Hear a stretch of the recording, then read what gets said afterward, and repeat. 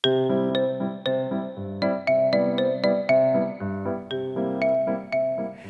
语文千万字，大家要和大家做伙来拜一日。咱新闻常常发现讲，一寡案件要发生的时，加减有一寡无对等的起点。今仔日要甲大家小解，这一日就是同，嘛有一个音读做同，同义的同，第5条，同就是共款的意思，意见共款，咱讲同义。啊，若做伙读册，咱讲是同学；带做伙，咱讲同期；做共图的，咱讲是同行。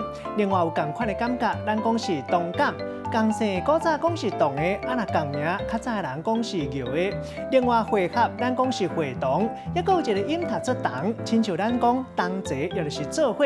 同年出世，咱讲是同年。两个旧人平平嫁互同一对兄弟仔，两个人互相讲是同师仔。有人认为讲同甲同，一个是文音，一个是白音；嘛有人认为讲这是腔口无共的方音差。带大家做伙来小解这两个词。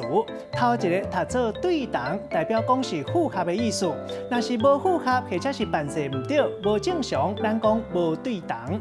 第二个词读做同师仔，头前讲到两个旧人平平嫁互同一对兄弟仔，互相称呼讲因是同师仔。咱用一句话来举例，甲这两个词夹做伙。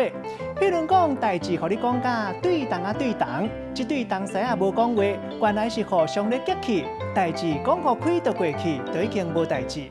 今仔日小解这一日读做同，另外一个音读做同，提供互观众朋友来参考。